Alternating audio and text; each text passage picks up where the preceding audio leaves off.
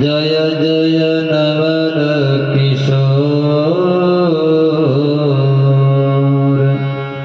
जय गोपी चित्तचोर प्रभु जय जय माखन चोर श्री राधे राधे गोविंद गोविंद राधे राधे राधे गोविंद गोविंद राधे राधे राधे गोविंद गोविंद राधे राधे राधे गोविंद गोविंद राधे राधे राधे गोविंद गोविंद राधे राधे राधे गोविंद गोविंद राधे गोविंद राधे गोपाल राधे गोविंद राधे गोपाल राधे गोविंद राधे गोपाल राधे गोविंद राधे गोपाल राधे राधे राधे गोविंद गोविंद राधे राधे राधे गोविंद गोपाल राधे राधे राधे गोविंद गोविंद राधे राधे राधे गोविंद गोविंद राधे जय राधे श्री राधे राधे राधे प्रिया प्रिया जय राधे श्री राधे राधे राधे प्रिया प्रिया श्यामा श्यामा प्रिया प्रिया राम राम प्रिया प्रिया राम श्यामा प्रिया प्रिया श्याम श्यामा प्रिया प्रिया श्याम श्यामा प्रिया प्रिया राम राम प्रिया प्रिया श्याम श्यामा प्रिया प्रिया राम राम प्रिया प्रिया राम राम प्रिया प्रिया जय राधे जय राधे राधे राधे प्रिया प्रिया जय राधे जय राधे राधे राधे प्रिया प्रिया जय राधे श्री राधे राधे राधे प्रिया प्रिया जय राधे श्री राधे राधे राधे प्रिया प्रिया राधे राधे प्रिया प्रिया श्याम श्याम प्रिया प्रिया राधे राधे प्रिया प्रिया श्याम श्याम प्रिया प्रिया सच्चिदानंद रूपाय विश्वोत्पत्त्यादिहेतवे तापत्रय विनाशाय श्रीकृष्णाय वयं नमः यं प्रव्रजन्त कृत्यं द्वैपायनो विरह कातर आजुहाव पुत्रेति तन्मयतया तरवोऽभिनेदो तं सर्वभूतहृदयं मुनिमानतोऽस्मि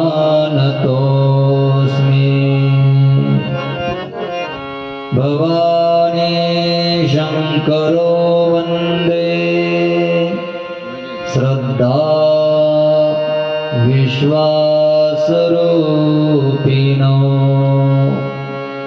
याभ्यां विना न पश्यन्ति सिद्धा स्वान्तस्तमेश्वरम् वन्दे बोधमयं नित्यं गुरुं शङ्कररूपिणम् यमाश्रितो हि वक्रोऽपि चन्द्रः सर्वत्र वन्द्यते कर्पूरगौरं करुणावतारं संसारसारं भुजगेन्द्रहारं सदा वसन्तं हृदयारविन्दे भवं भवानी सहितं नमामि गुरुर्ब्रह्मा गुरुर्विष्णुः गुरुर्देवो महेश्वरः गुरु साक्षात् परब्रह्म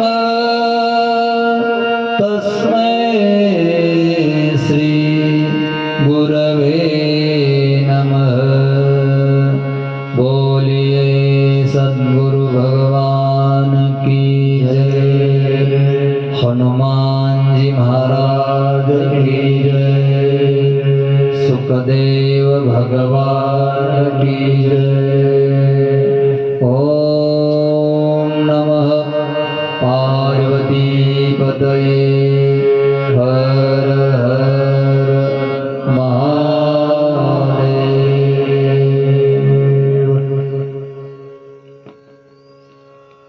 भगवंताच्या असीम कृपा आशीर्वादाने पवित्र अशा छत्रपती शिवाजी महाराजांच्या चरणस्पर्शाने पवित्र झालेल्या भूमीमध्ये दत्तात्रय भगवान, शंकर भगवान आणि जगदंबा भवानी मातेच्या प्रांगणामध्ये श्रीमद भागवत कथा सुरू असताना आज पंचम दिवस आहे. 5व्या दिवसामध्ये आपण पदार्पण करत आहोत. या सगळ्या ज्ञान यज्ञाचं आयोजन करते आदरणीय श्री चंद्रकांत जोगधर जी. यांच्या मागेही सगळा परिवार आहे. तर मनुष्य एकटा काही करू शकत नाही. ते सगळं श्रेय त्यांच्या असणाऱ्या धर्मपत्नी सौभाग्यवती अलकाताई चंद्रकांत जोगधर यांचा सपोर्ट आणि यांची सगळी सेवा असल्यामुळे मनुष्य पुढे आपला संकल्प पूर्ण करतो. काया वाचा मनाने हे उभयतः कुटुंब या ज्ञान यज्ञामध्ये प्रवृत्त झाला. सहसा अशी बुद्धी माणसाला निर्माण होत नाही, दुर्लभ आहे. काही गोष्टी दुर्लभ असतात, त्यामध्ये मनुष्य जन्म मिळणं दुर्लभ आहे. आणि पुन्हा भगवंताची सेवा करण्याची इच्छा निर्माण होणं हे दुर्लभ आहे. आणि पुनश्च सेवा करण्याच्या इच्छेला प्रेरणा देणारी धर्मपत्नी अशी मिळणं दुर्लभ आहे. आता मनुष्य कितीही मोठा असला, काही असला, तरी त्यांच्या परवानगीशिवाय आणि इच्छाशिवाय काही करू शकत नाही.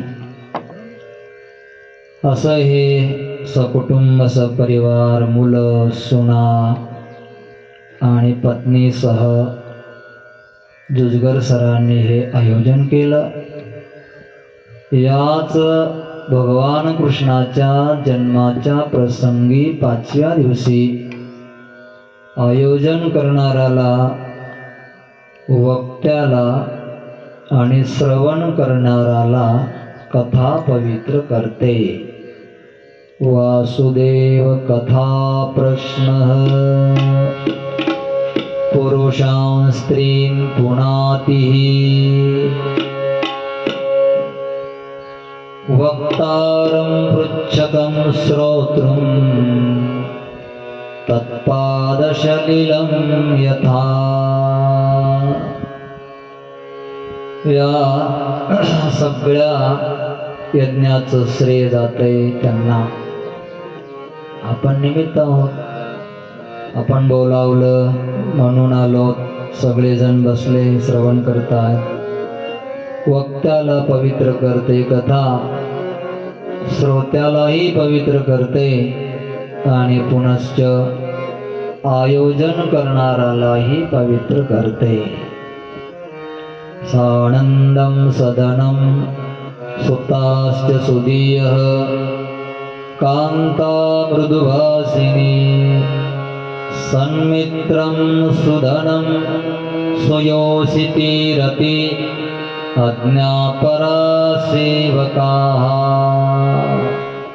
आतिथ्यं शिवपूजनं प्रतिदिनं मिष्टान्नपानं गृहे साधोः संग सततम् उपासते धन्यो गृहस्थाश्रमः. गृहस्थाश्रम कोणता धन्य आहे याचा उल्लेख केला. जो असा आनंदपूर्वक घर आहे, सुता म्हणजे पुत्र बुद्धिमान आहे, कांता प्रिया भासिनी आहे, चांगलं धन घरामध्ये येतं, सुमित्र चांगले आपल्या दारावर येतात, तुळशी वृंदावन आहे, अतिथी लोक येतात, आतिथ्यं शिवपूजनम. आणि शंकराची पूजा रोज जिथे होते. मिष्टान्नं पानं गृहे, सात्विक जेवण, गोड मिष्टान्न जिथं होतं. इथे मिष्टान्न चालू आहे ना.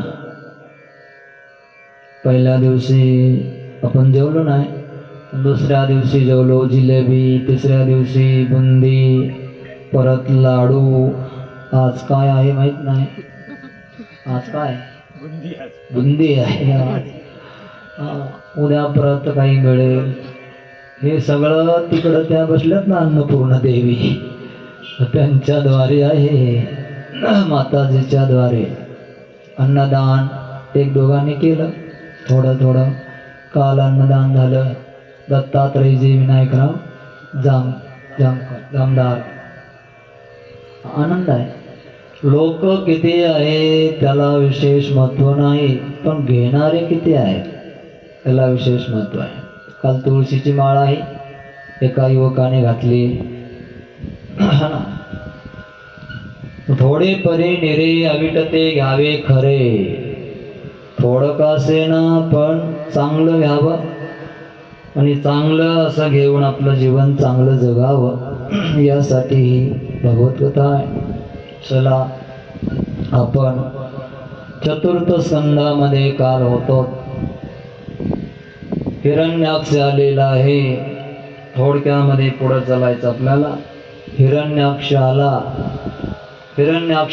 भगवान वराहाने मारलं म्हणून तिथे शौनकजी महाराजांनी प्रश्न केला की हा हिरण्याक्ष आणि हे कोण आहे, मध्ये कसा आला?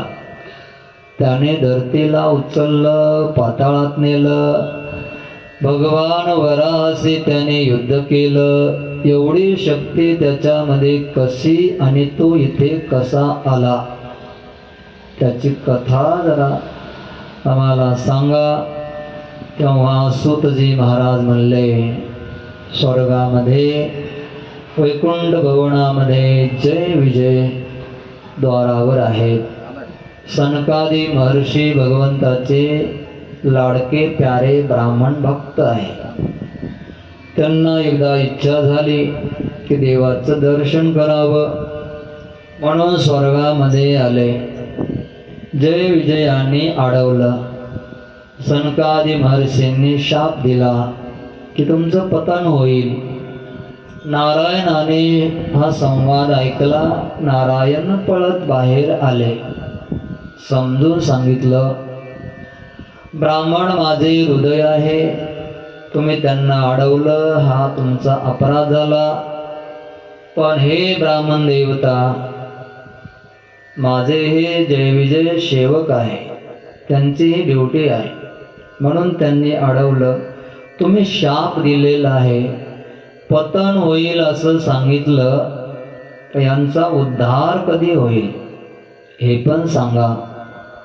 तेव्हा सनकादी महर्षींनी नारायणाची वाणी ऐकून सांगितलं की या जय विजयांनी तुझी प्रेमी भक्ती जर केली तर 7 जन्मामध्ये पुन्हा वैकुंठाला येतील, आणि वैरी भक्ती जर केली तर 3 जन्मामध्ये तुम्हाला जाऊन त्यांना मारून वर आणावं लागेल, असा आशीर्वाद दिला. तेव्हा त्यांना विचारलं की तुमची काय इच्छा आहे? 7 जन्मामध्ये हरीची प्रेमी भक्ती करायची आणि मग इथं यायचं, का वैरी भक्ती करून 3 जन्मामध्ये देवाच्या हाताने मरायचं आणि इथं यायचं? त्या वेळेला त्या दोघांनी जय विजयांनी वैरी भक्ती करण्याचं मंजूर केलं. कारण प्रेमी भक्ती करणं जरा कठीण आहे. प्रेमी भक्ती करण्यासाठी 7 जन्माचा प्रवास आहे. चला लोकांना बोलवा, हात जोडा, चला रे बाबांनो भजन करा, कीर्तनाला चला, प्रसाद घ्या, आयोजन करा. पुन्हा एवढं मोठं सगळं काही करून सुद्धा कोणी काहीतरी चूक काढणारच. तुम्ही कितीही करा, कुठेही करा, मग एवढं करून 7 जन्माचा प्रवास करायचा आणि भक्ती करायची, हे जमणार नाही. सरळ सरळ मार्ग आहे वैरी भक्ती करायची. विरोध सहज करता येतो, पण सगळ्यांना एकत्र सहज करता येत नाही. एका घराचे 2 घरं सहज करता येतात, एका गावचे 2 गाव सहज करता येतात, पण दोन्ही विखुरलेले लोक समाज एकत्र आणणं जरा कठीण जातं. म्हणून या जय विजयाने वैरी भक्ती करण्याचं मंजूर केलं. भगवान तथास्तु बोलले. तेच पहिले झाले. दितीच्या उदरी हिरण्याक्ष आणि हिरण्यकश्यपू, ते दुसऱ्या जन्मामध्ये शिशुपाल आणि दंतवक्र झाले. आणि तेच पुन्हा राम अवतारामध्ये त्रेतायुगामध्ये रावण आणि कुंभकर्ण झाले. हिरण्याक्ष आणि हिरण्यकश्यपूंचा जन्म कसा झाला ऐका. थोडक्यामध्ये सांगत पुढे चलतो. दिती नावाची कश्यपांची पत्नी आहे. तसं कश्यपाला 13 पत्न्या होत्या. या 13 पत्न्यांना मुलं बाळ आहे.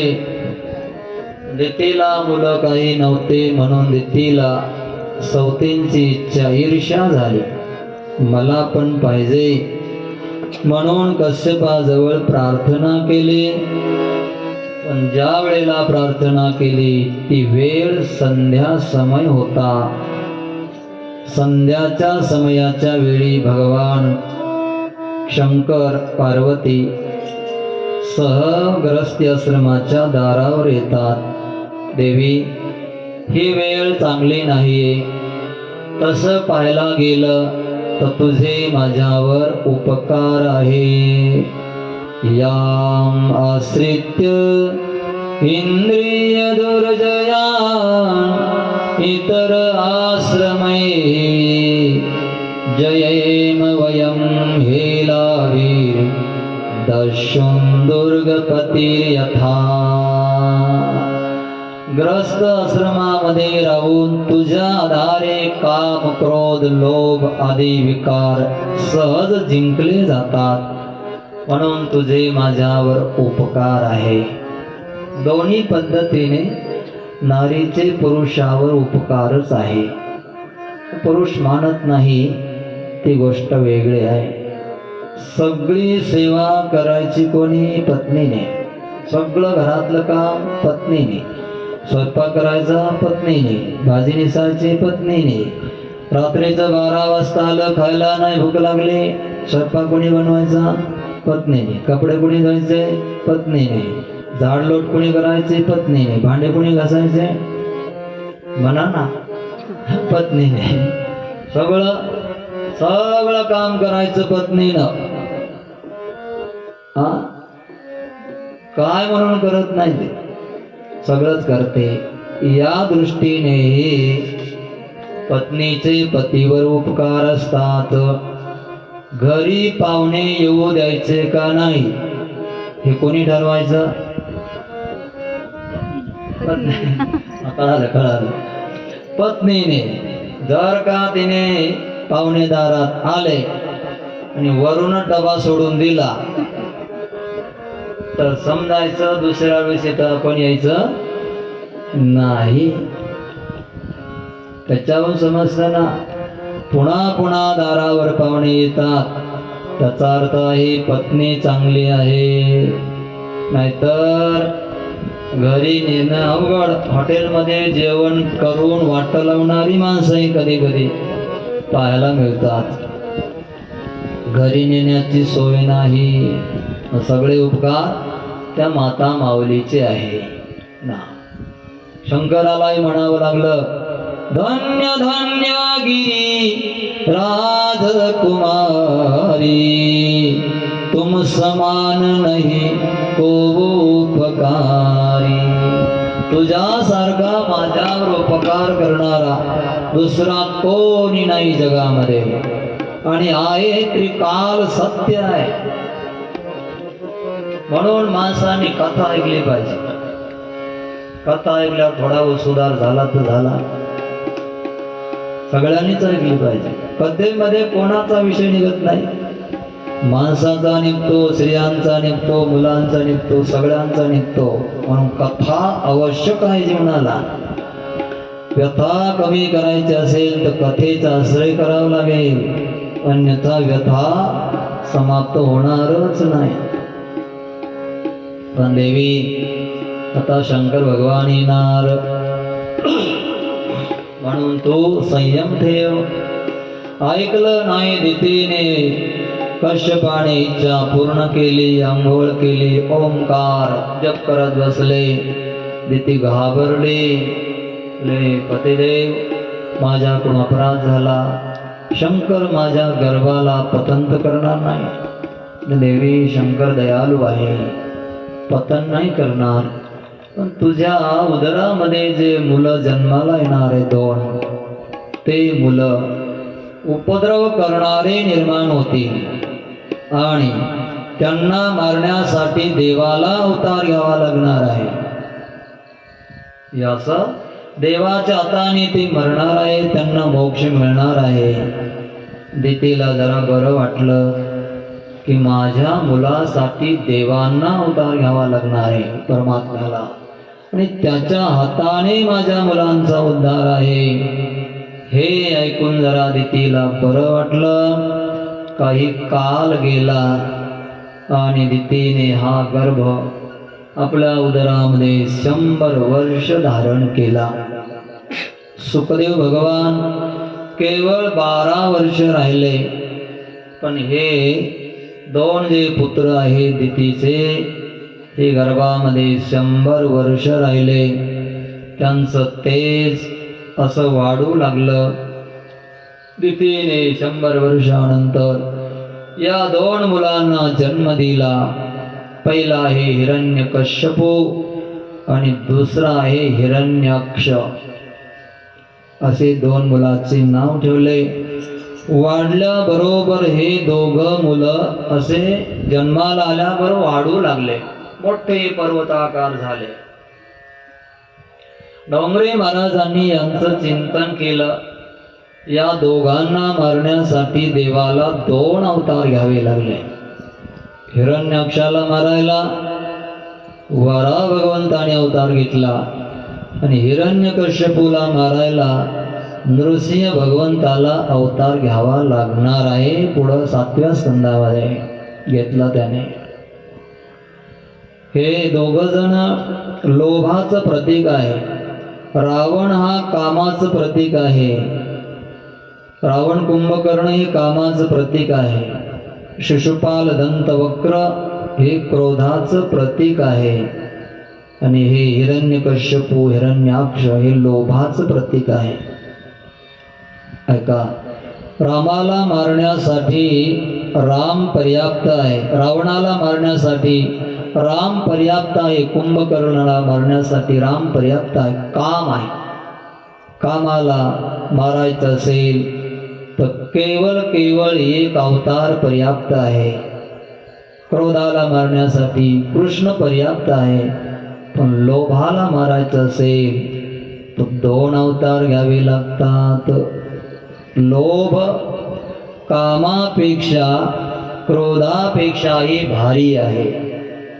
कामाला यदा कदाचित जिंकता येईल, क्रोधाला यदा कदाचित जिंकता येईल, पण लोभाला जिंकणं फार कठीण आहे. लोभ 2 प्रकारचा आहे. एक आहे पैशाचा लोभ, दुसरा आहे प्रतिष्ठेचा लोभ, मानाचा लोभ, सन्मानाचा लोभ. माझी पूजा झाली पाहिजे हा लोभ आहे. आणि हा लोभ व्यासपीठापर्यंत पोहोचलेला आहे. मान अपमान याच्या पलीकडे जाण्यासाठी राम कृष्ण या नामाचं भजन केलं तर मनुष्य पार होऊ शकतो, असे डोंगरे महाराज सांगतात. डोंगरे महाराज ती विभूती आहे. तुम्ही ऐकलं नसेल, पाहिलं नसेल. बाबांनी पाहिलं, दुजगर सरांनी, पण खरोखरच संत कलियुगातले. भागवत कथा 4-4 तास, सकाळी 4 तास, संध्याकाळी 4 तास. सकाळी 9ला कथा सुरू, 1ला समाप्त. संध्याकाळी 3ला कथा सुरू, 7ला समाप्त. 4 तास 8 तास बोलायचे, पण ग्रंथ पाहत नव्हते. आणि कृष्णाची मूर्ती सारखं त्याकडे पाहून असे कथा सांगायचे. हातही हलत, थोडासा हात हलवायचे, असं ध्यान त्यांचं असायचं. यजमानाचं कधी नाव घेतलं नाही. अंबानी सारखे ऐकायला यायचे, भेट द्यायला यायचे, पण कधी त्यांचं नाव नाही, त्यांना पाहिलं सुद्धा नाही. असं काही घेतच नव्हते. असे ब्रह्मनिष्ठ डोंगरे महाराज. पुन्हा पुन्हा त्यांचं मी नाव घेतोय.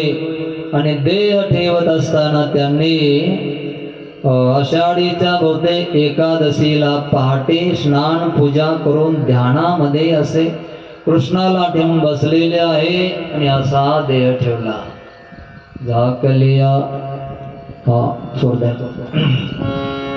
झाकल्या घटीचा दिवा नेने काय झाला केदवा या रीती जो पांडवा देह ठेवी. ते चिंतन सांगतात भागवताचं. असे हिरण्याक्ष हिरण्यकश्यपू हिरण्यकश्यपू आला होता, धरतीला स्थापन केलं. पुन्हा पुढे जगाच्या निर्मितीचे प्रश्न आले होते. हा सगळा प्रपंच निर्माण केला होता. तदनंतर देव होते कर्दम, हे चरित्र आपण काल पाहिलं. कपिल भगवान, नंतर शौनकजी महाराजांनी विदुर काकांनी हरिद्वारमध्ये प्रश्न केला की उत्तानपाद आणि प्रियव्रत राजा यांच्या वंशाची कथा सांगा. त्याच्या पहिलं आकुती आणि प्रसूती यांचीही कथा सांगा. हे भगवत भक्त आहे. भगवत भक्तांचं चरित्र भागवतामध्ये असल्यामुळे या ग्रंथाला नाव भागवत महापुराण आहे. याचा अर्थ आहे श्रीमद भागवत महापुराण. श्रीमद म्हणजे श्रीमान भगवान श्रीकृष्ण. श्री म्हणजे लक्ष्मी. लक्ष्मी ज्याची असते त्याला श्रीमान म्हणतात. श्रीमत पासून हे शब्द तयार होतात. 7 विभक्ती असतात ना व्याकरणामध्ये. विभक्ती समजते ना? प्रथमा, द्वितीया, तृतीया, चतुर्थी, पंचमी, षष्ठी आणि संबोधन, सप्तमी आणि संबोधन. त्याच्यामध्ये श्रीमत शब्द चालवला. श्रीमान श्रीमंतो श्रीमंतः, श्रीमंतम श्रीमंतो श्रीमतः, श्रीमता श्रीमद्भ्याम श्रीमद्भिः, श्रीमते श्रीमद्भ्याम श्रीमद्भ्यः, श्रीमतः श्रीमद्भ्याम श्रीमद्भ्यः, श्रीमतः श्रीमतोः श्रीमताम्, श्रीमत्सु श्रीमतोः श्रीमत्सु, श्रीमती श्रीमतोः श्रीमत्सु. हे श्रीमान, हे श्रीमंतो, हे श्रीमंतः. असा सप्तमी 7 विभक्तीमध्ये शब्द चालतो. श्रीमत म्हणजे ज्याची श्री आहे, लक्ष्मी आहे, त्याला श्रीमान म्हणतात. त्याच्यावरून श्रीमंत हा शब्द आहे, बहुवचन आहे. श्रीमंत माणसं असं म्हणतो ना आपण, म्हणजे लक्ष्मी पैसा धन त्यांच्यापाशी आहे. श्रीमत भगवान श्रीकृष्ण ज्या ग्रंथामध्ये आहे त्याला श्रीमत. आणि भागवत भगवंत, त्याचे जे भक्त आहे त्यांचं चरित्र ज्या ग्रंथामध्ये आहे त्याला भागवत. आणि महापुराण, अनेक पुराणांच्या कथाही या भागवतामध्ये असल्यामुळे महापुराण असं म्हणतात. श्रीमद भागवत महापुराण. आकुती रुचीला दिली, रुची ऋषीला. प्रसूती दक्षाला दिली, दक्षाच्या वंशाचंही वर्णन केलं. प्रसूतीपासून दक्षाला 16 कन्या झाल्या. त्यापैकीच कश्यपाला 13, धर्माला 13 दिल्या, इतरांना 2 दिल्या. दक्षाला 1 दिली सती. आधी आधी त्यांचंही चरित्र आहे, विस्तार न करता पुढं चलतो. उत्तानपाद नावाचा जो पुत्र आहे त्याला एक पत्नी आहे, तिचं नाव आहे सुनीती. चांगली आहे, सद्गुण आहे, अच्छा तिचं चांगलं आचरण आहे. सुनीतीचा अर्थ आहे चांगली नीती, सुष्टु नीती, सा सुनीती. डोंगरे महाराजांनी यावर चिंतन केलं. उत्तानपाद म्हणजे प्रत्येक जीवात्मा आहे. उत म्हणजे ऊर्ध्व वरी, पाद म्हणजे पाय. गर्भामध्ये ज्याचे वर पाय असतात त्याला उत्तानपाद असं म्हणतात. प्रत्येक जीवाचे गर्भामध्ये वर पाय असतात. म्हणजे मनुष्य असो किंवा कन्या असो, कोणाचेही वर पाय असतात आणि खाली मस्तक असतं. क्वचित क्वचित काही पायाळू असतात, ते भाग्यवान असतात. त्यांनी जर काही वल्लीचा प्रयोग केला तर त्यांना जमिनीमधलं खजाना सोनं पाणी दिसायला सुरुवात होते. पण ते साधन आहे.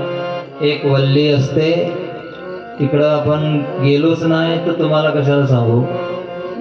जर पाहिजे असेल तर साधूची भेट घालून देतो.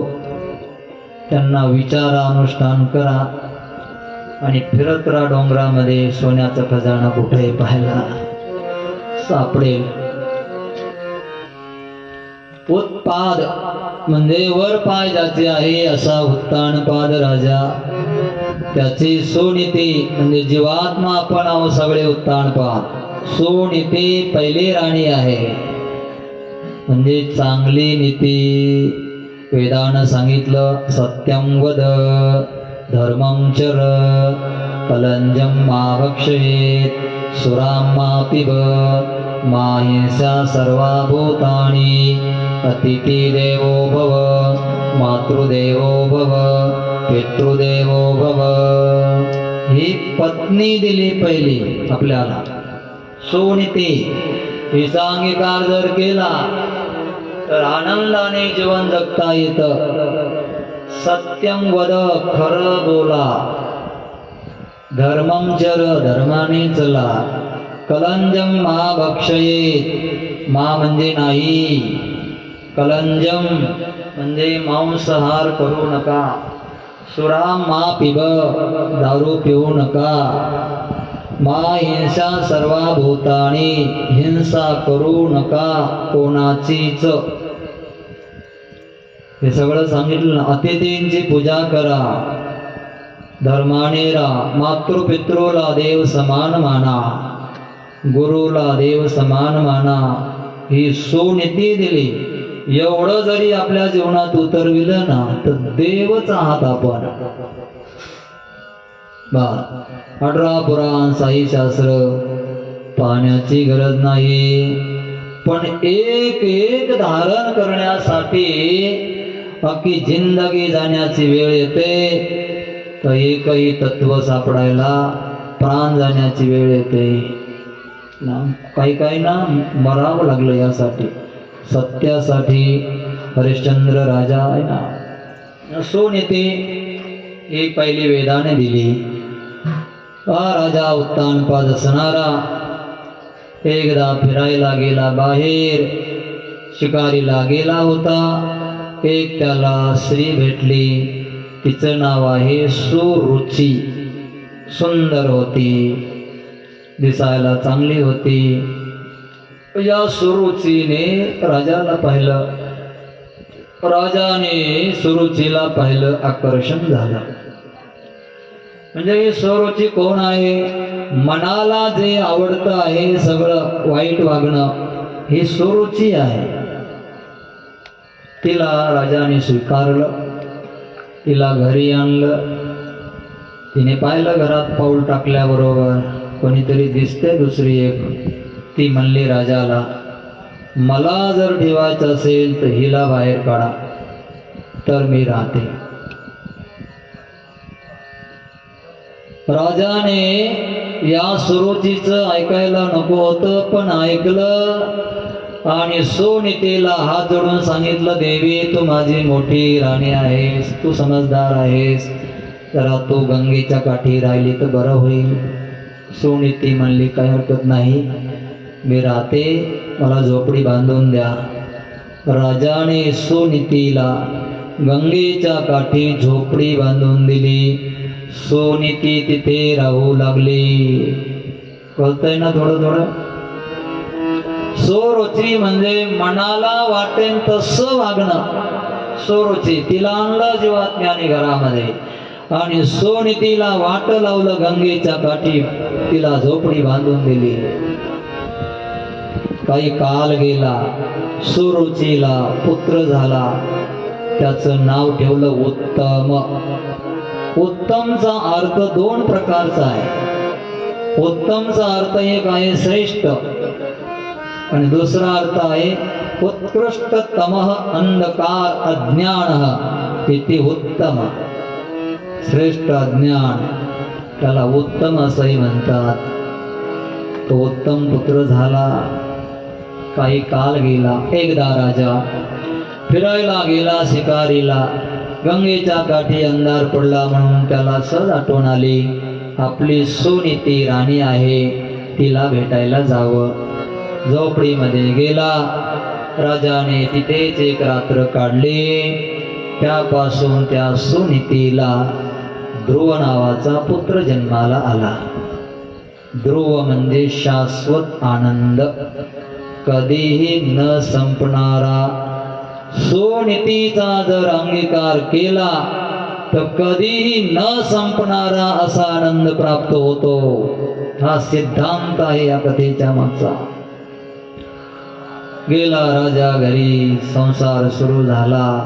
एक दिवस ध्रुव बाळ 5 वर्षाचा झाला असताना मुलाबरोबर खेळत होता. मुलाबरोबर खेळता खेळता मुलं म्हणले, अरे ध्रुवा, तुझा बाप राजा आहे, तू गंगेच्या काठी राहतो. हो, कोणता राजा आहे? ले उत्तानपाद नामक राजा आहे. जा राजदरबारामध्ये, राजा तुला स्वीकारेल, सिंहासनावर बसवेल. बापाला तू पाहिलं का कधी? नाही पाहिलं. जा. ध्रुव बाळ गेलेला आहे दरबारामधून. राज दरबारामध्ये गेला. सुरुची बसलेली होती आणि राजा सिंहासनावर बसलेला होता. ध्रुव बाळाला राजाने पाहिलं. बाळाने राजाला पाहिलं. पळत पळत बाळ गेलं. शृंगार केलेला होता. पायामध्ये पैंजण होते. एकुलता एक आधार सुनीतीचा होता. राजाने हात पुढं केले घ्यायला. बाळाने असे हात पुढं केले, काका पडणार, उडी मारणार, राजाच्या मांडीवर बसणार. सुरुचीने बाळाचा हात धरला, झटका दिला, माग ओढला. या मांडीवर जर बसायचं असेल तर हे बाळा, तुला वनामध्ये जावं लागेल, तपश्चर्या करावी लागेल. तपश्चर्या केल्याने नारायण प्रसन्न होईल. नारायण प्रसन्न झाले तर तू नारायणाला मागून घे की माझ्या उदरी तुझा जन्म हो. त्यावेळेला माझ्या उदरी तुझा जन्म झाल्यावर तुला या मांडीवर बसता येईल, अन्यथा नाही. बाळाला वाईट वाटलं. अरे एवढी राणी मला बोलते आहे सुरुची, बापाने मला हातही केला पुढे घेण्यासाठी आणि मी बसण्यासाठी उडी मारणार ना, या सुरुचीने माझ्या हाताला झटका दिला आणि एवढं भाषण करते. नारायणाला प्रसन्न करून घे आणि मागून घे की माझ्या उदरी जन्म हो. माणूस ज्या वेळेला अहंकारामध्ये असतो त्यावेळेला काय बोलून सांगता येत नाही. सुरुची चुकीचं बोलली. अरे नारायण प्रसन्न झाल्यावर त्याच्या नासक्या तोसक्या पोटामध्ये याची काय गरज आहे? नारायण देईल ना जिथं द्यायचं तिथं. पण अहंकार कसा बोलतोय सुरुचीचा. एवढं बोलली तरी बापाने काही शब्द काढला नाही. याचं वाईट वाटलं ध्रुवाला. ओळखलं ध्रुवाने, नारी विवसन सकल गोसाई. नारी विवसन सकल गोसाई. नाचही नट मरकट की नाई. नाचही नट मरकट की नाई. नारीच्या वश होऊन राजाने बोलायची हिम्मत केली नाही. हे ध्रुव बाळाला वाईट वाटलं. जीवात्मा आसक्तीच्या वश होऊन आनंदाचं जर ऐकत नसेल तर ध्रुव असलेला आनंद त्याला वाईट वाटतं. नारीचं ऐकावं त्याचा विरोध नाही करणार मी, पण काय ऐकावं काय ऐकू नये त्याचा सारासार विचार करावा. योग्य गोष्ट असेल तर अवश्य ऐकायचं, अयोग्य असेल तर ऐकायचं नाही. सुरुचीने ध्रुवाला ओढलं हे अयोग्य आहे. तेव्हा राजाने बोलायला पाहिजे होतं, अरे तू राजमहलामध्ये राहते, तू नंतर आलेली आहेस, पहिली माझी महाराणी सुनीती आहे, तिचा हा पुत्र माझाच आहे, त्याला मी घेण्याची इच्छा करतोय, घेऊ दे मला, मांडीवर बसू दे त्याला. पण हिम्मत नाही झाली, ऐकायला नको होतं. चांगले सल्ला एका सुभाषितकाराने म्हटलंय, चांगल्या गोष्टी असतील तर विषात अपि अमृतम ग्राह्यम, विषामधून अमृत निघत असेल तर ते ग्रहण करावं. बालात अपि सुभाषितम ग्राह्यम, छोट्याशा मुलापासून जर चांगलं वचन ऐकायला मिळत असेल तर ते ग्रहण करावं. आणि आपल्या पत्नीपासून चांगलं काही मार्गदर्शन मिळत असेल तर ते माणसाने अवश्य ऐकावं. पण राजाने हे अनितीचं सुरुचीचं ऐकलं, मुलाला घेतलं नाही. रडू लागला. दीर्घं स्वसन्ति वृजनस्य पारम पश्यति बालकमाहमाला बाला मामंगलम परेषु तात्मंस्ता भुंक्ते जनो यत्परदुःखतस्तात. शुकदेवाने लिहिलंय, भागवतामध्ये आहे, मामंगलम परेषु तात्मंस्ता. सर्पाच्या पायावर शेपटावर जर एखादी काठी बसली तर तो जसा फुसफुस फुस करतोय तसं हा छोटासा बाळ ध्रुव बाळ फुसफुस करू लागला, रडू लागला. रडत रडत दरबाराच्या बाहेर निघाला. आईकडे चाललाय, गंगेच्या काठी आई एकटी आहे. गेला आईपाशी, तोपर्यंत पोरं पळाले, खेळणारे पोरं होते. सुनीती पासे गेले, दरबारामध्ये असं झालं. आणि सुरुचीने तुमच्या बाळाला हाताला धरून मांडीवर बसू दिलं नाही. सुनीतीला वाईट वाटलं, अरे सगळा राजा आणि राज्य त्या माझ्या सवतीच्या ताब्यामध्ये आहे आणि मी एकटी गंगेच्या किनारी राहणारी, माझ्या बाळाच्या सुखाच्या आधारावर मी जीवन जगते.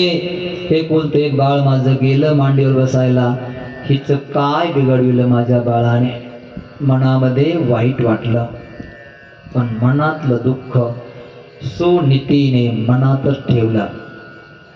आलं बाळ, बाळाला जवळ घेतलं, कुरवाळलं, डोक्यावरून हात फिरवला, उचलून घेतलं. बाळा काय झालं, असं असं झालं, सगळं सांगितलं. मित्राने सांगितलं, त्याला सांगता येईना, रडत होतं. मित्राने सांगितलं. आईने विचार केला आणि सहज बोलली, सत्यम सुरुची अभिहितं यत् समात्रापि दुर्भगायामे उदरे गृहीतः. ती सुरुची सत्य बोलली बाळा. वा, आईने असं शिक्षण द्यायचं. ती सुरुची सत्य बोलली बाळा. वनामध्ये जा, तपश्चर्या कर म्हणली ना, नारायणाला प्रसन्न करून घे म्हणली ना. हो, वनामध्ये जावं बाळा आणि नारायणाला प्रसन्न करून घ्यावं. नारायण तुला अशी जागा देईल की एकदा बसल्यावर कोणी उठ म्हणणार नाही. सत्यम सुरुची अभिहितं यत्. ती बोलली नाही, सवतीला शिव्या नाही दिल्या. आपण आपल्या मुलाच्या समोर, आपल्या बाळाच्या समोर शेजाऱ्याला दुसऱ्याला शिव्या वाईट कधी बोलायचं नाही, जेणेकरून बाळावर त्या वाणीचे संस्कार होतील. त्याला सांगायचं सगळे चांगलेच बाळा, तू आपला अभ्यास करत जा, माझ्यापाशी जास्त राहत जा, लोकांकडे लक्ष देत जाऊ नको, कारण बाळाच्या मनावर आईचे शब्द जास्त प्रयोग करतात, गंभीर रूपाने राहतात. छत्रपती शिवाजी महाराजांना बाकीच्या गोष्टी आईने कमी सांगितल्या. महाभारत, रामायण हे ग्रंथ जास्त कथा सांगायच्या, हे संस्कार जास्त दिले. त्याच्यामुळे राजे मोठे झाले. एरी मोठे होतात का ते? नाही. आणि बाळा, दुसऱ्याचं अमंगल आपण चिंतन नाही करायचं. मा अमंगलम तात परेषु मनस्ता भुंक्ते जनो यत्पर दुःखतस्तात. मा म्हणजे नाही, अमंगलम परेषु अमंगलम मा संस्था. दुसऱ्याचं अमंगल आपल्या मनामध्ये कधी ठेवायचं नाही बाळा. आणि जो दुसऱ्याचं अमंगल चिंतन आपल्या मनामध्ये ठेवतो ना, त्याला त्या अमंगल चिंतनाने त्याचंच अमंगल होतं, दुसऱ्याचं काही होत नाही. कावतनं आहे ना की दुसऱ्याला खांदलेला खड्डा आपल्यासाठीच असतो. आपण जेवढं दुसऱ्याचं वाईट चिंतन करू ना, तेवढं आपलं वाईट होतं, त्याचं काही होत नाही. कधीच वाईट चिंतन नाही करायचं दुसऱ्याचं. वेदाने सांगितलं, मा विद्विषा विद्महे. ओम सहनावतु सहनो भुनक्तु सवीर्यं करवावहै तेजस्विनावधीतमस्तु मा विद्विषावहै. ओम शांति शांति शांति. मा विद्विषावहै. छत्रपती शिवाजी टर्मिनस रेल्वे स्टेशनला 25 तरुण पोरं निघाले, पुण्याला जायचंय. एक गर्दी मुंबईमध्ये. मुंबईची गर्दी काय साधी नसते, फार गर्दी. डब्बा खचाखच रेल्वे भरलेला आहे, चढायला जागा नाही. कसे तरी दरवाजातून संडासपर्यंत चढले. सगळ्यांनी विचार केला, जागा तर पाहिजे आपल्याला, पण करावं काय, जागा तर नाही. सगळे एकदाच म्हणले, साप साप साप साप. जसा डब्बा ऐकला शब्द, डब्बा खाली. जागा पाहिली, मस्त दिला अंतरून 25 जणांनी. बस झोपले. संध्याकाळी 10ला निघाली होती रेल्वे छत्रपती शिवाजी टर्मिनस वरून पुण्याला जायला. किती तास लागणार? पहाटे पहाटे तरी उठले. पहाटे पाहतात, अरे 4 वाजले, 5 वाजले. झोपे लागल्या त्यांना. 6 वाजले, सूर्य उगवला. पुणे कसं येईना विचारलं त्यांनी. पुणे कसं येत नाही? तिसरीने सांगितलं, या डब्यामध्ये साप निघाला होता, म्हणून याचं कनेक्शन कट केलं. छत्रपती शिवाजी टर्मिनस इथंच आहे. ज्याच्यासाठी खड्डा खाल्ला ना, ज्याने खाल्ला त्यालाच ते मिळतं. परेषु मा संस्था अमंगलम. अमंगल कधी चिंतन करायचं नाही. जा बाळा. अगं मग आई तू पण चल ना, नाहीतरी पप्पा इकडं येत नाहीत, भेटत नाहीत, बोलत नाहीत आपल्याला, आपण दोघंच राहतो ना, चल तू पण. म्हणले, नाही बाळा, माझं कर्तव्य आहे इथं राहणं आणि तू जाऊ शकतो. निघालं बाळ. आई म्हणली, बाळा असं डायरेक्ट वनात जाऊ नको, मग पहिलं राज दरबारामध्ये जा. ज्या सावतर आईने तुला सांगितलं ना, तिचं दर्शन घे, तिचा आशीर्वाद घे आणि मग वनामध्ये जा. आईचं ऐकलं. ध्रुव बाळ राज दरबारात गेले. सुरुचीचं दर्शन घेतलं. सुरुचीने आशीर्वाद दिला, जा तुला नारायण भेटेल. शत्रूचाही आशीर्वाद ज्याला मिळाला त्याला नारायण भेटण्यास संशय नाही. नगरीच्या बाहेर पडलाय आणि जसं एकटा निघालेला आहे, नाराजीला वाटलं एकटा चेला आहे आणि चांगला आहे, त्याला पटवला पाहिजे, असा चेला परत मिळणार नाही. नारद शोधामध्येच असतात, कुठं काय चाललंय, कुठं काय चाललंय. आले समोर, नारायण नारायण. आईने शिकवलं होतं बाळा, साधू कोणी दिसले की साष्टांग दंडवत घालायचा, दंडापरी दंडवत घालायचा, दंड जसा पडतो तसं पडायचं पायावर। आईची शिकवण पक्की होती। बाळाने पाहिलं साधूला, डायरेक्ट नारदाच्या पायावर काठीसारखं पडलं बाळ। नारदाने उठवलं, किती गोंडस आहे, किती सुंदर आहे, पण विचारावं त्याला, अरे बाळा कुठं चाललास? चाललो वनामध्ये। कशाला? नारायणाचं दर्शन घ्यायला। नारदजी मोठ्याने असले, अरे बाळा हे खेळण्याचं वय आहे, मी काय तुला दर्शन घ्यायचं? आईने अपमान केलाय का? हो, नारायण वनामध्ये कुणी सांगितलं? आईने सांगितलं। अरे वनामध्ये व्याघ्र, सिंह, कोल्हे, हिंस्र पशु असतात, खातील, तुझा नाश्ता करतील। मला नाही, आईने सांगितलंय नारायण रक्षा करतो, मला नारायण सांभाळणार आहे। एवढ्या वाक्यावरून नारदजी प्रसन्न झाले आणि म्हणले, बाळा नारायणाला पाहिलंय का तू? आईने सांगितलं का नारायणाचं रूप? नाही सांगितलं। मग आई बाळा 8 श्लोकामध्ये नारायणाचं रूप नारदाने ध्रुव बाळाला सांगितलं। सुंदर अशा रूपाचं वर्णन केलं। घनश्याम आहे, चतुर्भुज आहे, शंख चक्र गदा पद्म त्याच्या हातात असतात, प्रसन्न असतो तो सदा सदा। पायामध्ये पैंजण असतात, सोन्यासारखे पैंजनाचे अलंकार अंगावर असतात, मोर पंख असतो, सोन्याचा मुकुट असतो। हे सगळं रूपाचं वर्णन केलं। मी सांगितलं बाळा या रूपाचं ध्यान करायचं। आणि तुला सांगतो, ओम नमो भगवते वासुदेवाय, या मंत्राचा जप करायचा। तर सगळे जरा आपल्या आसनावर बसा।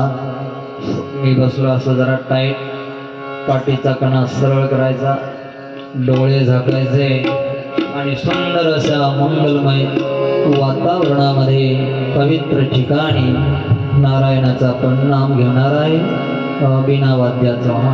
ओम नमो भगवते वासुदेवाय, बोला। ओम नमो भगवते वासुदेवाय, सगळ्यांनी बोलायचं, लाजू नका। ओम नमो भगवते वासुदेवाय, मोठ्याने। भगवते वासुदेवाय, ओम नमो भगवते वासुदेवाय, ओम नमो भगवते वासुदेवाय, ओम नमो भगवते वासुदेवाय, ओम नमो भगवते वासुदेवाय, ओम नमो भगवते वासुदेवाय, ओम नमो भगवते वासुदेवाय, ओम नमो भगवते वासुदेवाय, ओम नमो भगवते वासुदेवाय, ओम नमो भगवते वासुदेवाय, ओम नमो भगवते वासुदेवाय,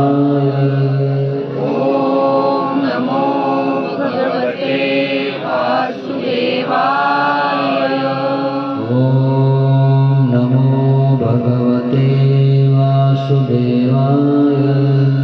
ओम नमो भगवते वासुदेवाय। दोन्ही हात आपल्या हातावर घासायचे आणि गालावर फिरवायचे।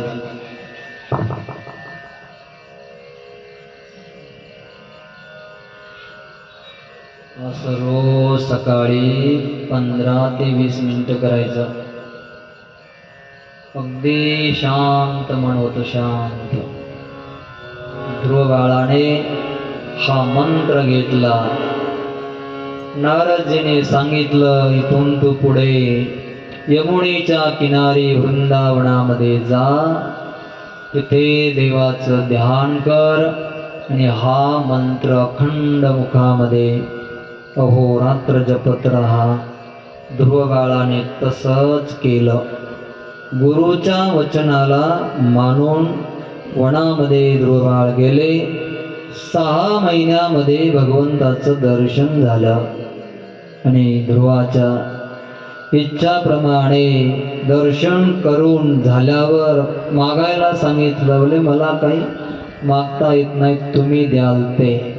देवाने त्याला आशीर्वाद दिला आणि सांगितलं की तू वापस राजदरबारामध्ये जा, राज्य सिंहासन स्वीकार कर.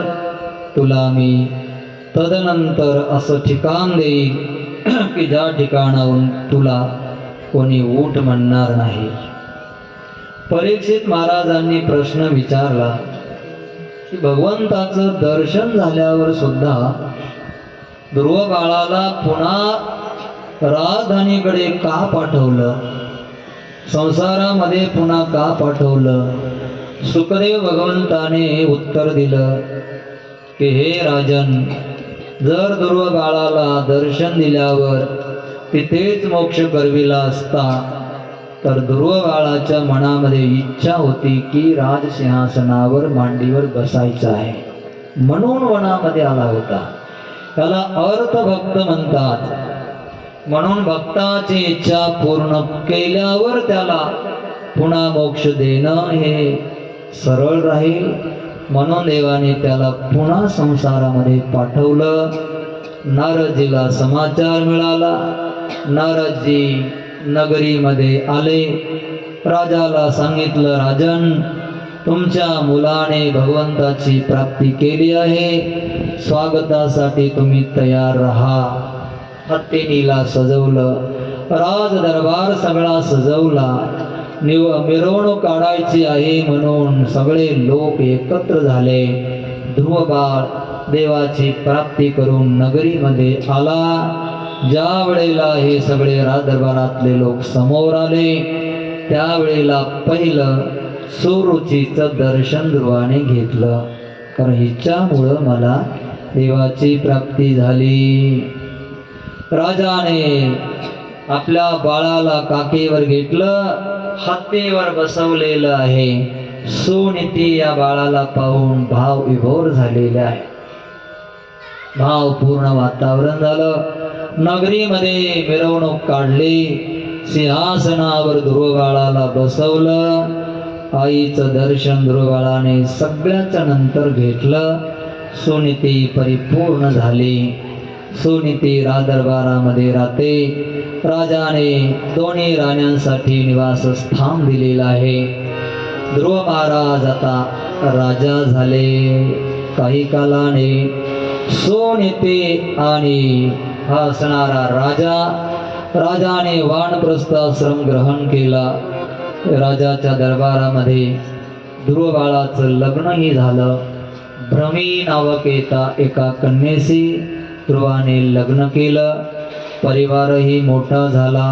एक दिवस उत्तम नावाचा जो बंधू आहे त्याने यक्षाबरोबर युद्ध केलं. यक्षाने उत्तमाला मारलं. बंधू मेला म्हणून ध्रुवाने यक्षाबरोबर युद्ध सुरू केलं.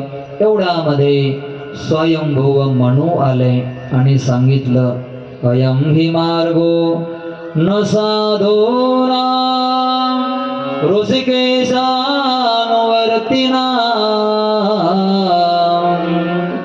अरे बाळा, शोध्या, अरे बाळा, हा जो मार्ग आहे लढाईचा आपला मार्ग नाही, हा साधूचा मार्ग नाही, निवृत्ती मार्ग आहे आपला.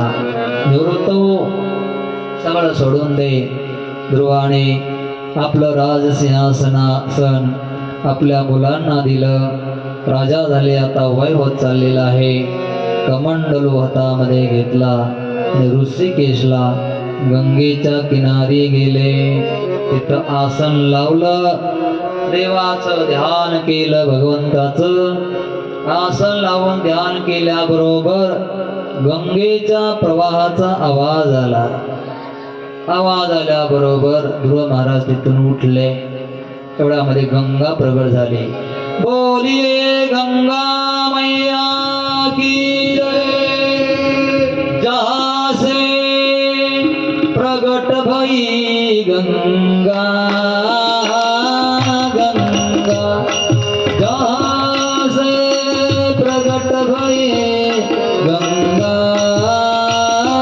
गंगा कलो सकली हारिणी श्री गंगा, गंगा सकल से ओतमोह गंगा, गंगा बसे शिव शेष जटा के बीच, हरे अग की श्री बनवारे की, श्री गिरिधर बिहारी की, आरती कुंज बिहारी की, श्री गिरिधर कृष्ण मुरारी की, आरती कुंज बिहारी की, श्री गिरिधर कृष्ण मुरारी की.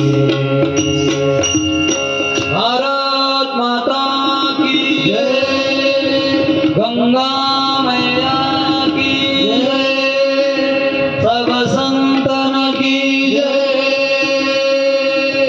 भारत के जवानों की जय. खरं तर मी ठरवून आलो होतो की आपल्या जवानांनी, वीर पुरुषांनी, सैनिकांनी पाकिस्तान मधले असणारे आतंकी अड्डे 9 ठिकाणी उद्ध्वस्त केले.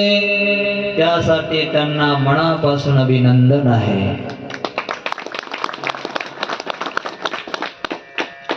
ते आहेत म्हणून आपण आनंदाने झोपतो, खातो, पितो, राहतो आणि अशी कथा आदी करतो. तर ते सरहद्दीवर नसते तर आपण हे करू शकलो नसतो. काशी की कला जाती थी, मथुरा की मस्जिद होती थी, एक शिवबा नहीं होता तो सबकी सुनत होती थी. म्हणून त्यांचे स्मरण करणं आणि वीर जवान. वा वा. 1:30 वाजता झाला कार्यक्रम. रात्री फटाके वाजवले सगळे. फार सुंदर काम केलं.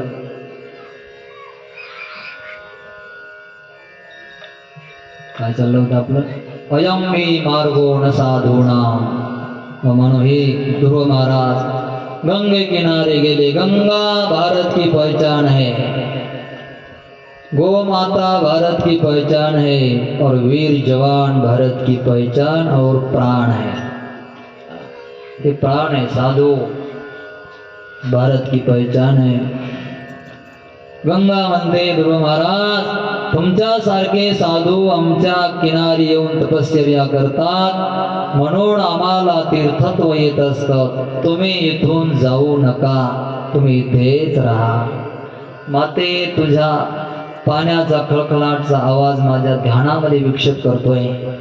गंगेने शब्द दिला, तुले महाराज, जोपर्यंत तुम्ही इथे बसणार आणि पुढेही या ठिकाणी मी आवाज करणार नाही, म्हणून त्या ठिकाणी आजही गंगा आवाज करत नाही. ऋषिकेशच्या स्वर्गाश्रमच्या पलीकडे ते ठिकाण आहे. थोडं वरी गंगा शांत वाहते, आवाज नाही, काही नाही. आणि खाली आलं थोडं, स्वर्गाश्रमच्या खाली ऋषिकेशला आवाज आहे, तरंग आहे, लाटा आहे. तिथं आवाज नाही करत गंगा. पुन्हा ध्रुव बाळाने तिथे तपश्चर्या केली. तप संपन्न झालं. नारायणाचं दर्शन पहिलंच झालं होतं. आता जाण्याची वेळ आली. यमराज प्रगट झाले. महाराज, तुमची इच्छा असेल तर मला दर्शन द्या, तुमचे चरण माझ्या मस्तकावर ठेवा आणि विमानामध्ये बसा इज्जत के साथ. ध्रुवबाळ म्हणले काही हरकत नाही. काळाच्या माथ्यावर पाय दिला, ध्रुवबाळ विमानामध्ये बसले. विमान जसं सुरू झालं, ध्रुवबाळाला आठवण आली आपल्या सख्या आईची. म्हणले थांबवा, माझी आई राहिलेली आहे. ते सगळे सेवक म्हणले महाराज वरी बघा, वरी खिडकीतून वरी दाखवलं, पुढचं विमान तुमच्या आईचं आहे. तुमच्यासारखी संतान तिच्या उदरामध्ये जन्म घेतात ते माता पिता तुमच्या पहिले वैकुंठाला मोक्षाला प्राप्त होतात, देवाच्या घरी जातात. धन्य माता पिता तयाचिया आपोलिया हेता जो असे लागता. आपोलिया हेता जो असे जागता. आपोलिया हेता जो असे जागता. आपोलिया हेता जो असे जागता. धन्य माता पिता, धन्य माता पिता तयाचिया पुढे कन्या पुत्र होती जे सात्विक. पुढे कन्या पुत्र होती जे सात्विक. धन्य माता पिता तयाचिया, धन्य माता पिता तयाचिया. पुढे कन्या पुत्र होती जे सात्विक. पुढे कन्या पुत्र होती जे सात्विक. दयाचा आंब्याच्या झाडाला चांगले फळ लागले की वैज्ञानिकाने संशोधन केलं की मुळ्या त्या धरतीमध्ये नाचतात, त्यांना आनंद होतो. तसं आपल्या वंशामध्ये एखादी संतान साधू सूरवीर झाली की पितरांना पितरो मोदंते मोदंते पितराः.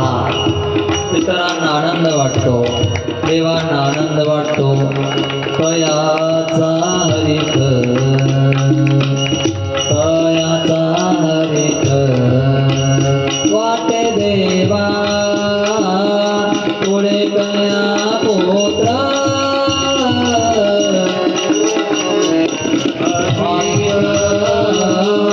पुढे कन्या पुत्र होती जे सात्विक. पुढे कन्या पुत्र होती जे सात्विक. पुढे कन्या पुत्र होती जे सात्विक. बोलिए ध्रुव महाराज की जय, सोनिती मैया की जय, गंगा मैया की जय. ध्रुव बाळाच्या वंशामध्ये पुढे अंग नावाचा राजा झाला. अंग नावाच्या राजाची पत्नी आहे सुनीता. ही यमाची कन्या आहे. यमाचे गुण हिच्या हृदयामध्ये असल्यामुळे तिच्या हृदयापासून जन्माला आलेला वेन नावाचा मुलगा हा नास्तिक बनला.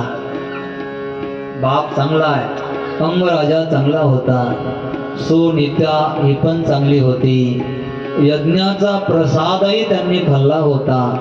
त्या मुलाचा जन्म झाला, पण तो मुलगा नास्तिक जन्माला आला. तो म्हणायचा न यष्टव्यम न दातव्यम न होतव्यम द्विजाः क्वचित इति शंखभेरीने धर्मम निवारयेत. त्याचा मंत्र होता तो. दुष्ट पोरग जन्माला आलं. आई बापाला वाईट वाटलं. अंगराजाला पदोपदी या पोराचं आचरण सुलासारखं असं टोचत होता. वाईट वाटायचं, मी एवढा मोठा राजा, धार्मिक लोकांमध्ये माझी कीर्ती, आणि हा मुलगा मात्र वाईट आहे. त्याच्या त्रासामुळे बापाला मुला जर असे निघाले तर जिवंत मृत्यूसारखं दुःख होतं. आईला पण तसंच होतं.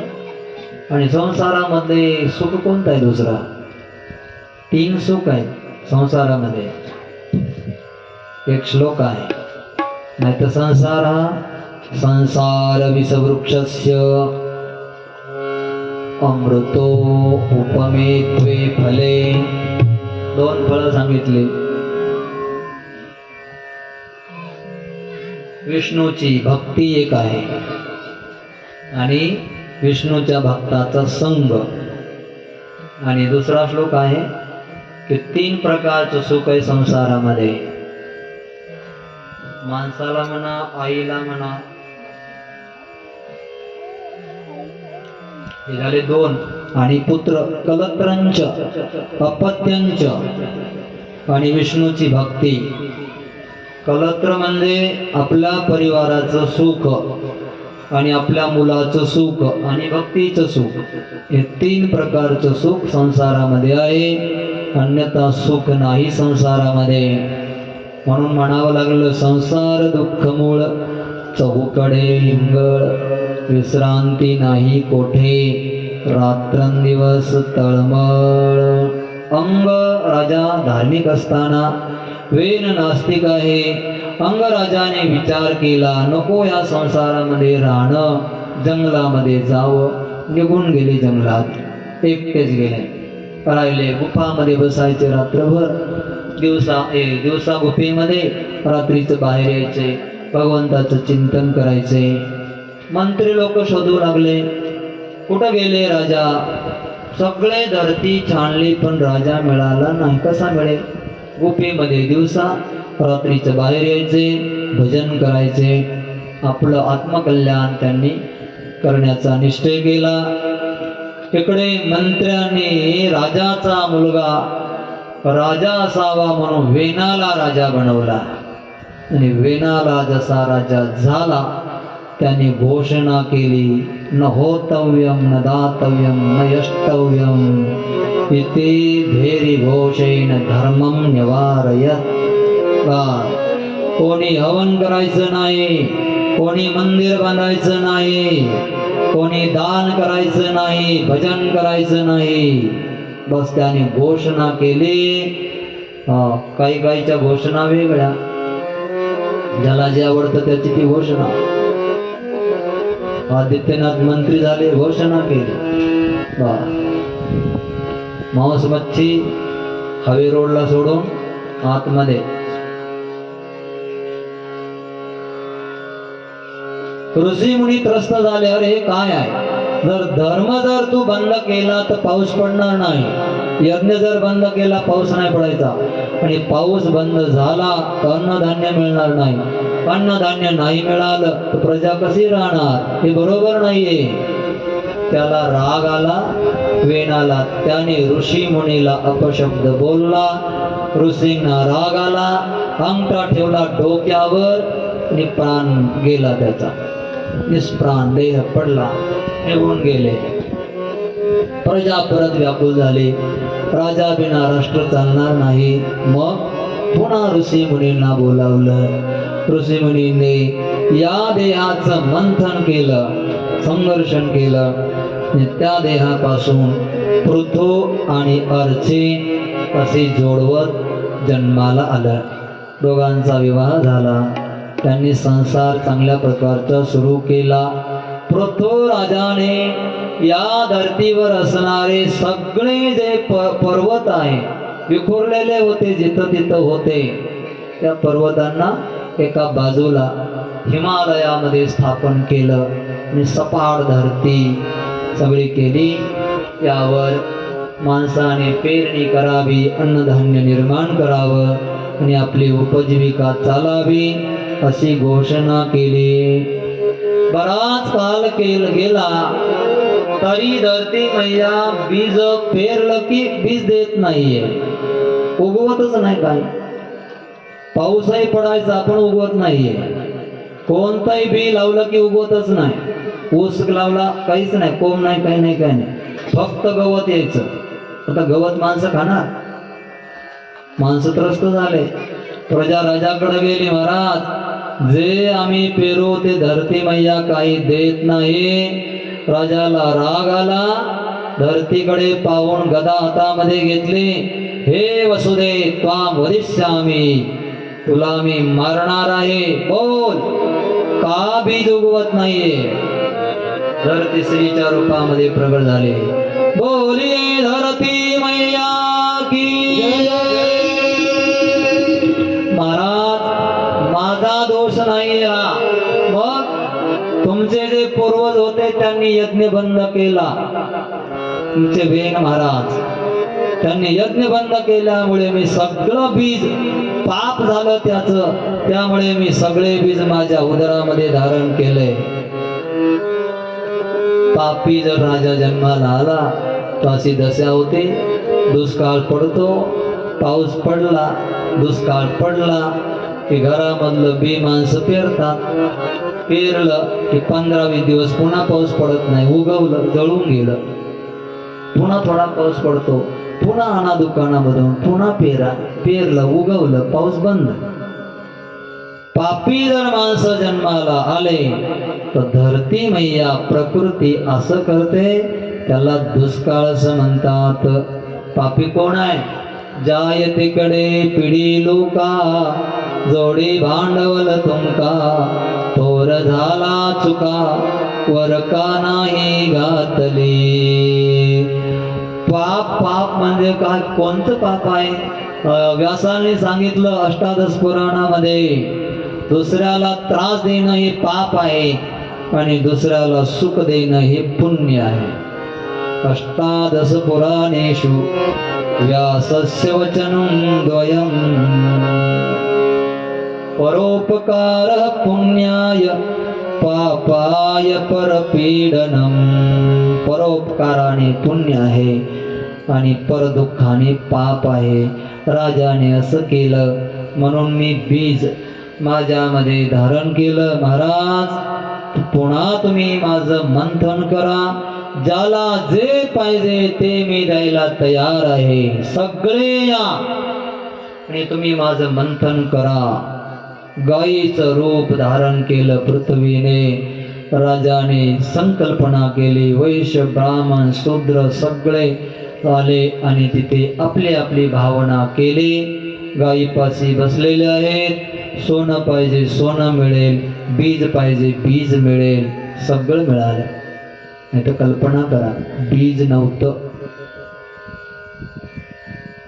राजाने आणलं, पृथ्वीराजाने. नाही तर ज्वारी काय आपण केली का? बीज आपण केलंय. कितीही संशोधन झालं, ज्वारीचं बीज आपण नाही करू शकत. त्याला विकृती करू शकतो. गाजर उगवतंय, त्याचं बीज आपण नाही करू शकत, विकृती करू शकतो. बाजरी गहू हे सगळं ऋषी मुनींनी पहिलं लिहून ठेवलं, तिथं झालं बीज. द्राक्षाचं बीज, कांद्याचं बीज, हे सगळं पृथ्वीराजाने गायीपासून धरतीपासून प्रार्थना करून तिचं दोहन केलं. तेव्हापासून बीज धरतीवर आलं आणि मग वसुंधरा प्रसन्न झाली. धरती ज्याला जे पाहिजे, सोनं सोनं बी आहे. कुठं आहे सोनं? धरतीमध्ये आहे. आजच कालच सांगितलं की कुठंतरी देशात खाण सापडली सोन्याची. अफगाणिस्तानमध्ये माला माल हो गया देश. सोन्याची खाण सापडली. सोनं धरतीमध्ये, चांदी धरतीमध्ये आहे, सगळं धरती मैयामध्ये आहे. म्हणून याला काळी माता असं म्हणतात पृथ्वीला. म्हणून काही शास्त्रामध्ये आलेलं आहे, काहीही जरी झालं तरी जमीन विकायची नाही. ती माय, ती आपली भाकरी आहे. जमीन विकायची वेळ येईल असं वागायचं नाही, कमवायची, विकायची नाही. वसुंधरा आहे ती. तेव्हापासून हे बीज आलं, तेव्हापासून सुजलाम सुफलाम हे होत चाललेलं आहे. राजा पृथू आणि असणारी ही अर्ची, दोघांचा संसार चांगला चालला. काही 4 मुलं झाले. पहिला मुलगा विजितास्व. एकदा राजाने धर्मसभा बोलावली, प्रजेला एकत्र केलं आणि प्रजेला सांगितलं, हे प्रजा, तुम्ही कर द्यावा लागतो. 2% कर द्यायची विधा त्यावेळीपासून आहे. 2% आपण ज्याला म्हणतो ना टॅक्स. हे कशासाठी टॅक्स? त्याचंच आता रूपांतर केलं GST. GSTच ना, कर आहे ते द्यायचा. प्रजेने राजाला कर द्यावा आणि राजाने प्रजाच्या 3 कामासाठी त्याचा खर्च करावा. 3 कामासाठी. पहिलं, देश सुरक्षासाठी, जवानासाठी. जास्तीत जास्त पैसा खर्च करणं जवानासाठी आहे. तो तेवढा तिथे खर्च करायचा आहे. बाकी नंतर सुरक्षा जर चांगली नसली तर आपण इथे सुखाने राहणार का? नाही राहू शकत, सुखाने नाही झोपू शकत. पहिली प्रजा आपली सुरक्षा चांगली पाहिजे. जवानासाठी पहिला फंड जास्त खर्च करायचा. दुसरा, शिक्षणासाठी. ज्या देशाचं शिक्षण चांगलं आहे, मजबूत आहे, तो देश बौद्धिक स्तराने पुढे जातो. बुद्धी चांगली पाहिजे, शिक्षण चांगलं पाहिजे. आणि पुन्हा तिसरं, धर्मासाठी, संस्कार. त्याच्यासाठी पैसा खर्च करणं हे पृथू महाराजांनी प्रजेला सांगितलं. या 3 गोष्टी सांभाळाव्या लागतात. आणि चौथं, चाणक्याने सांगितलं, चौथं, विपत्ती अर्थे धनम रक्षेत. विपत्ती येणार आहे राष्ट्रावर, त्यासाठी धनाची सुरक्षा करणं, साठवणं गरजेचं आहे. म्हणून काही बी असो, आपला टॅक्स द्यावा लागतो, बिल द्यावं लागतं. घर बांधलं तर त्याचं काही येतं ना, पैसे भरावे लागतात. ते द्यायचे, आपण सगळं हाताने द्यायचे. त्याच्यामध्ये चोरी नाही करायची.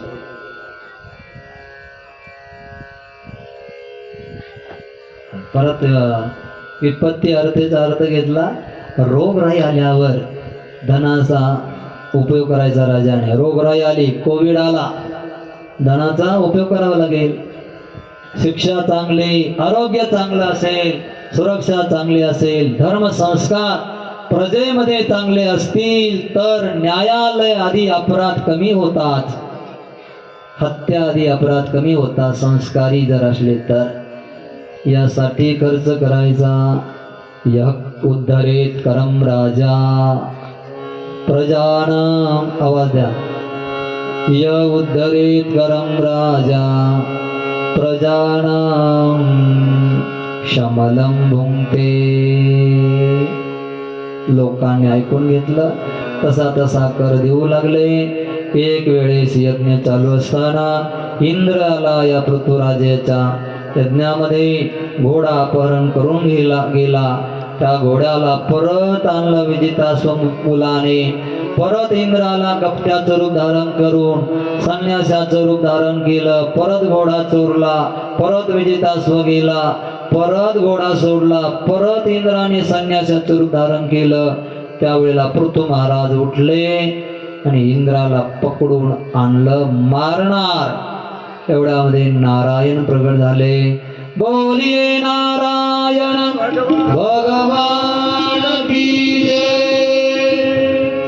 नारायण म्हणले, पृथू महाराज तुम्ही माझा अंश आहे.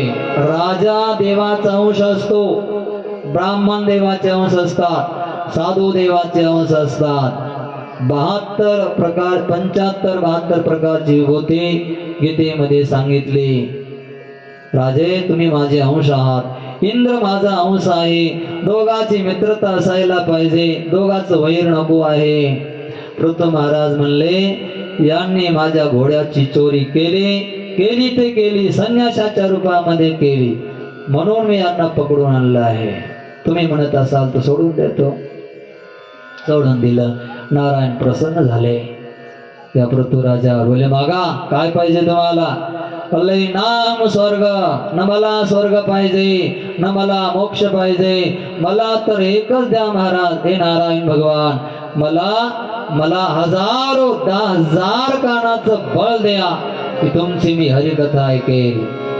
कर्णायुतम मे शमे वरहा, आयुतम म्हणजे 10,000 कान द्या तुमची भगवत कथा ऐकण्यासाठी. दिला आशीर्वाद. तेव्हापासून 10,000 कानाच्या बळाने पृथ्वी महाराज आवाज वाढव, बंधन करू. कमी का करतो? कर्णायुतम असं राहू द्या. कर्णायुतम मे शमे वरह, 10,000 कानाचं बळ दिलं. सनकादी महर्षी आले, सनकादी महर्षीचं स्वागत केलं. मी काय तुमची सेवा करू?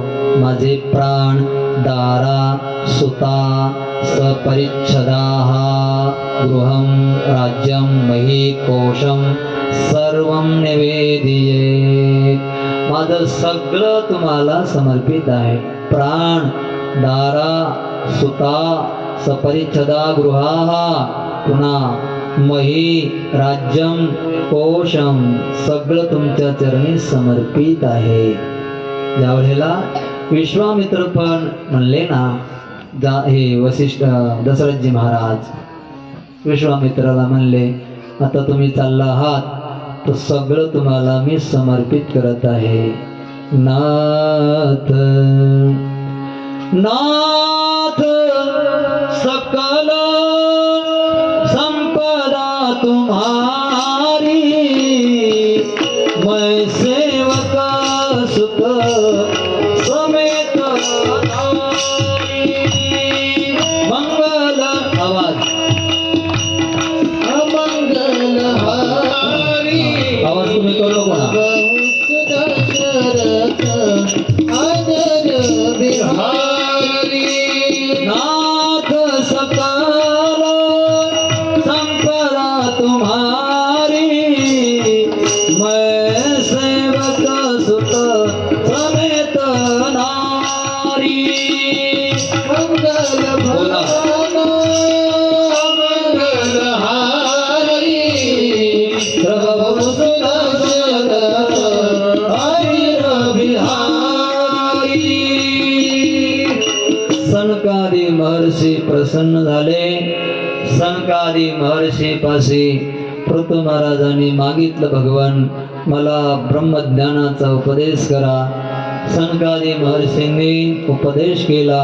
एकच काम करा, संसारामध्ये जे वाहत चाललेली आपली वृत्ती आहे त्याच वृत्तीला परमात्म्याकडे लावा, मोक्ष प्राप्त होईल. त्यासाठी 4 गोष्टी सांगितल्या. धामामध्ये मन लावा देवाच्या, जसं द्वारका आहे, जगन्नाथपुरी आहे, प्रयागराज आहे, पुन्हा आणखी आळंदी आहे, पंढरपूर आहे. हे जसं बद्री, केदारनाथ, रामेश्वरम या धामामध्ये मन लावायचं. दुसरी गोष्ट त्याच्या लीलेमध्ये मन लावायचं. जशी कथा चाललेली आहे त्याची लीला आहे, याच्यामध्ये मन लावायचं. तिसरं रूप, देवाचं रूप कसं आहे त्या रूपामध्ये मन लावायचं. आणि चौथं नामामध्ये मन लावायचं. हे 4 सांगितले.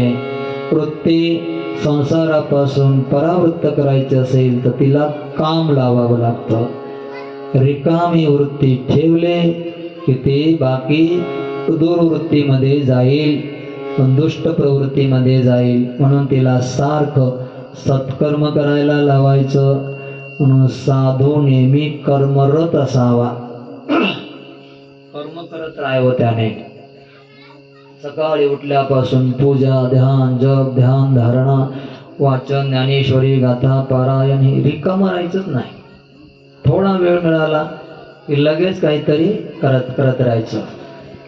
म्हणजे सत्कर्म करायचं. पूजा तरी करायची, तुळशीच्या जवळचा पाला तरी काढायचा, गाईला चारा तरी डगायचा ना.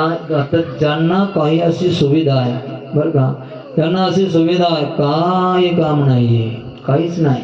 फक्त स्वतःचं जेवण करायचं, कपडे पण धुवायचे नाहीत, ताट पण आपलं धुवायचं नाही. अशी माणसं आहेत काही भाग्यवान.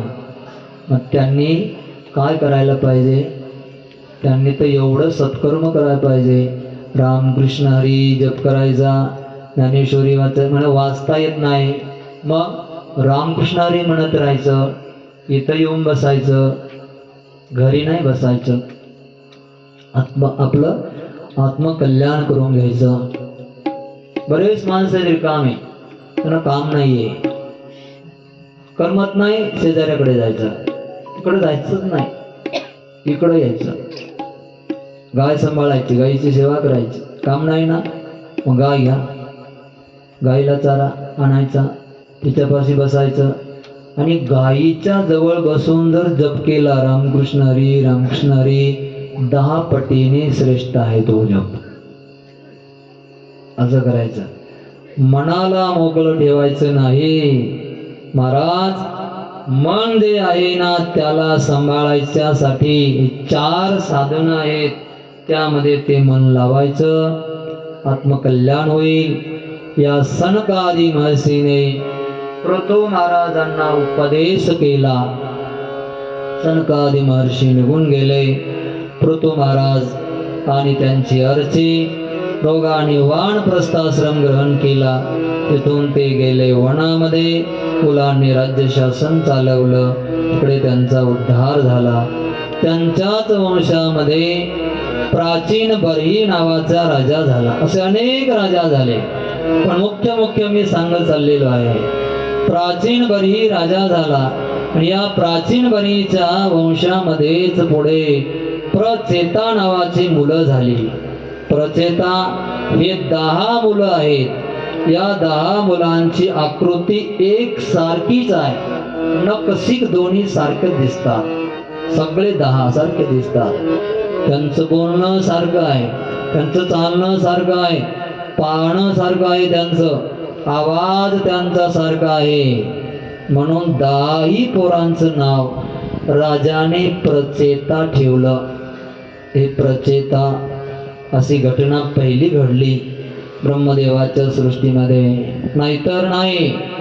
आजपर्यंत अब्जावधी माणसं झाले आणि गेले, पण माणसासारखा माणूस नाही. आहे का? शोधून बघा. हातव्यामध्ये असला तर काय माहित, एकासारखा एक आहे का? नाही.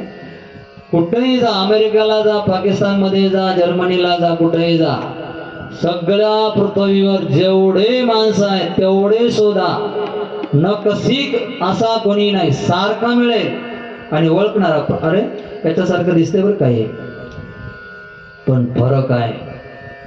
एवढा फरक आहे माणसामध्ये, एवढा फरक आहे. मॉडेल तेच आहे, नाक तेच आहे, कान 2च आहे, तोंड एकच आहे, हात 2च आहे, पाय 2च आहे, आतमध्ये रक्त मांस हड्डी एवढं मटेरियल तेच आहे. मटेरियल तेच आहे, पण कला केवढी भारी आहे. एकासारखं एक नाही. एवढंच का, त्याचं चालणं सुद्धा वेगळं आहे. प्रत्येकाचं चाल सुद्धा वेगळी, आवाज सुद्धा वेगळा आहे. प्रत्येकाचा वास सुद्धा वेगळा, सुगंध. मी काय गप्पा मारायलो का? नाही. कुत्र्याला विचारा, चोरी केलेला असले ते चोरालाच पकडतात ते वासावरून. म्हणजे वास वेगळा आहे प्रत्येकाचा. चाल वेगळी, पाहणं वेगळं, स्वभाव वेगळे. आणि एवढं आता तर प्रत्यक्ष आलं, प्रत्येकाच्या हातावरचे ठसे वेगळे वेगळे. माझा अंगठा लावला, आधार कार्डाचा नंबर दिला, माझा दाखवतोय. आणि तुम्ही जर माझ्या नंबरला अंगठा लावला तर कम्प्युटर सांगते नाही नाही हा अंगठा नाही तो. म्हणजे अंगठ्याच्या रेषा ह्या वेगळ्या वेगळ्या. काय कला आहे ब्रह्मदेवाची. हाताच्या पंजाच्या रेषा प्रत्येकाच्या वेगळ्या आहेत. असा कुठं डबल माणूस सापडणार नाही. या अंगठ्याचा नंबर आधार कार्डाचा माझा जो लावला, हाच अंगठा दिलेला जर लावला तरच ते खोलतंय. सगळ्या धर्तीवर फिरवून या आणि ते अंगठा लावा, ते खोलणार नाही. म्हणजे वेगळं वेगळं आहे.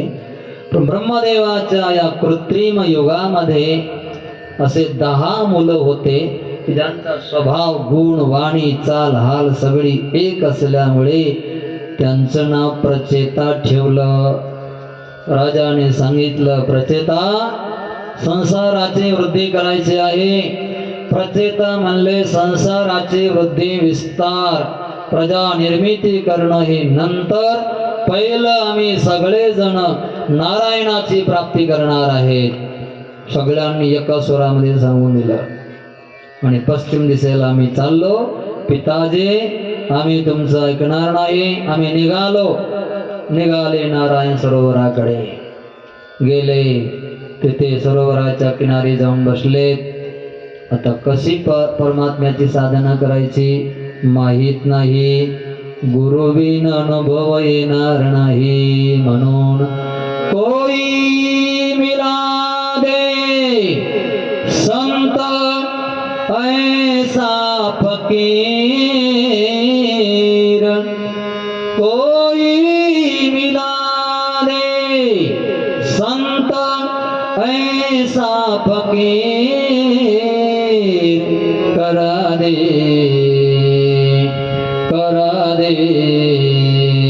पवन दिया के तीर, करा दे पवन दिया के तीर, करा दे पवन दिया के तीर, करा दे भवन दिया के तीर, करा दे भवन दिया के तीर.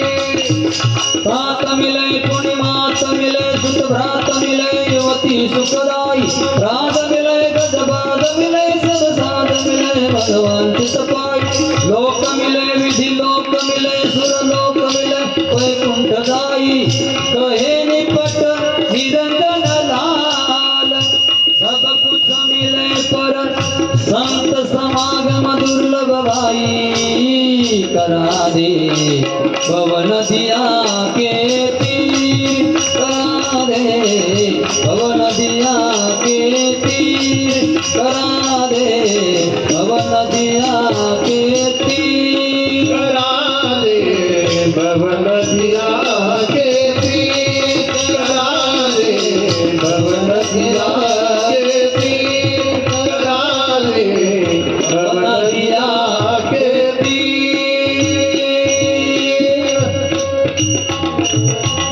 सत्संगती दुर्लभ संसारा, सगळं मिळेल हो.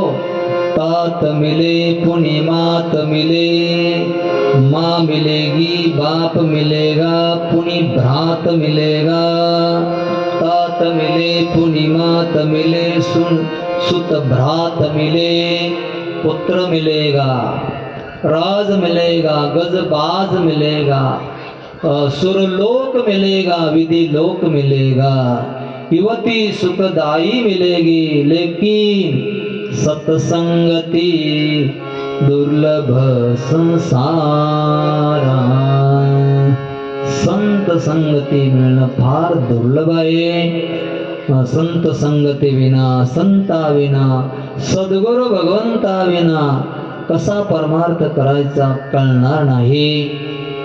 म्हणून कोणाचा तरी हात पकडायला लागतो. औषध डॉक्टरला विचारून घ्यायचं आणि परमार्थ गुरूंना विचारून करायचा. आपल्या मनाने जर औषध घेतलं तर रोग दुरुस्त नाही होत. आणि परमार्थ मंत्र हे गुरुच्याकडून घेतला तरच त्याचं फल आहे आणि मार्ग आहे, अन्यथा नाही. असे बरेच इथं मस्तक बसलेले आहेत की त्यांनी आजपर्यंत गुरुच मानलं नाही कोणाला.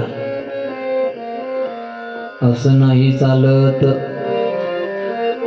प्रचेता गेले, काय करावं कळेना, कुठं जावं, काय म्हणावं, कसं बोलावं. नारायण प्राप्ती तर करायचे निघाले, घर सोडलं, सगळं झालं. आता काय, पण जिज्ञासा होती, त्याग केलेला होता. म्हणून भगवान शंकराला दया आली. सरोवरामधून सोन्याच्या सिंहासनावर बसलेले चंद्रमौली शंकर